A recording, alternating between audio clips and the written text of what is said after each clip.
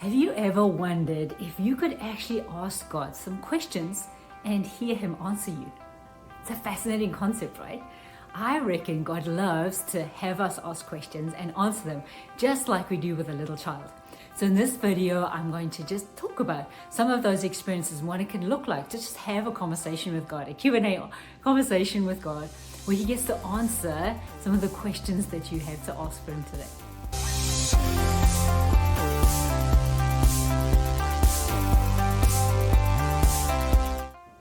Hi there, I'm Lisa Berg from AccomplishYourPurpose.com, where we love helping you to discover and accomplish the purpose that God made you for.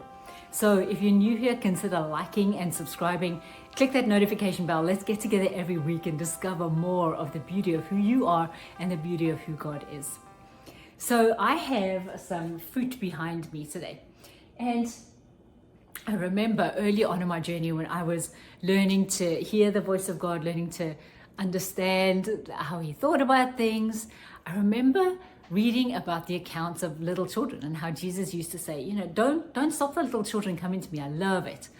And so I started just observing little children and how they do things. They just go out and they play and they ask a million questions, right? And I have a cousin who was famous for, you'd say to him, like, why is the next tree red? Because that's the way the tree made it. Why? And then you say something else and you go, why? And this kid would ask why 1,000 times about the same thing. Until eventually my aunt, his mom, used to say, just because. It's just the way it is. And I've run out of answers now.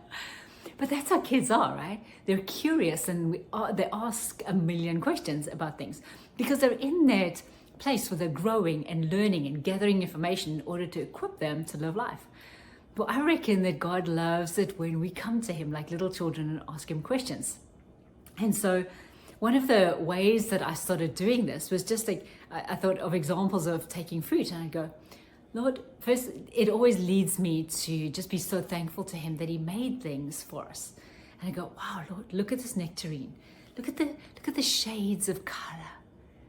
Look at the shape. Look how firm the flesh is. Look at the little place where it was attached to the tree and it still grows.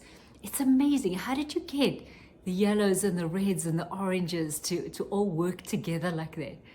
And it puts me in this place of awe and wonder at what He did, right? And then He thought of making this shape and then the pip in the middle to look like it does. Right? So that's specifically a nectarine. That's the way it looks. Then you can eat its skin, you can eat what's inside of it, but you can't eat the pip, right? Then you've got a banana. And a banana looks a certain way.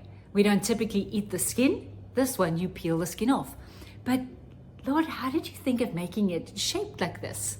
And if you look at pictures of how bananas grow on a vine, right? Like, Lord, you put them all together so that they all come out like this little crescent shape. And then we peel it, and inside the banana we eat everything. We don't leave the pip like we do for the nectarine, right? We eat everything inside there. And it then has a different taste and texture for our mouths when we eat it too. And then here's an orange. Lord, now this whole peel is some of the orange from the nectarine, right? Mixed with some of the yellow from the banana to make this beautiful orange color. And there too that's where it was attached to the tree. And that's where the leaves fell off because the leaves come first, the flower and the leaves come first, right? To create the orange. But then inside, we don't typically eat this shell either.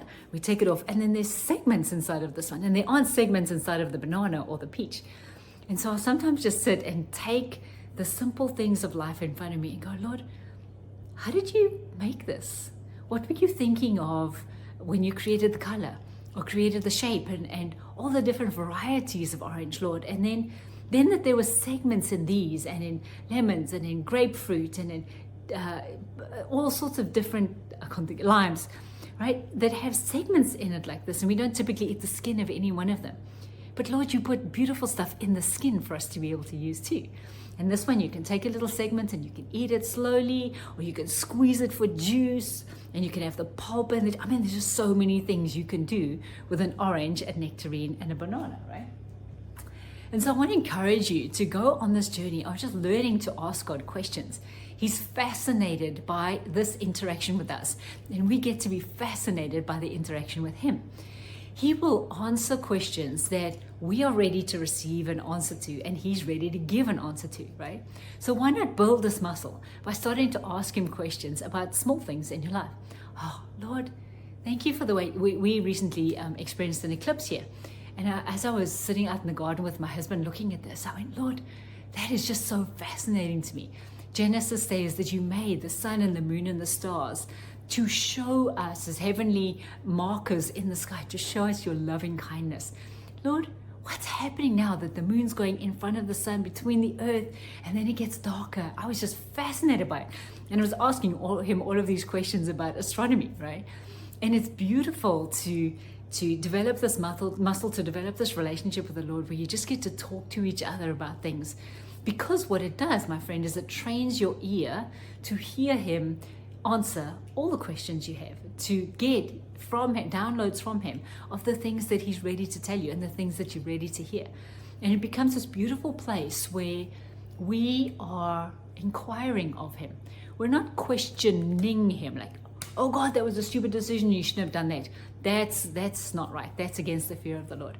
But the fear of the Lord, the awe-inspiring, worship-filled fear of the Lord is, wow, Lord, what were you thinking when you made this? How did you put these colors together? Why is it this shape? Why does it do this thing? What are the medicinal properties in fruit, for example, right? And we just ask Him these fascinating questions, and you begin to, He will gladly unpack the beauty of His heart, the treasures in how He thinks about things.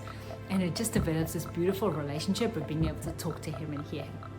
So Jesus is inviting you on this adventure of asking questions like a little child. Will you accept? Come across and visit us at accomplishyourpurpose.com. We got some free resources there for you to download, and just love giving you information to help you to discover and accomplish the purpose that God created you for, just like that fruit back there. So bless you, bless you, bless you, and I'll see you next time.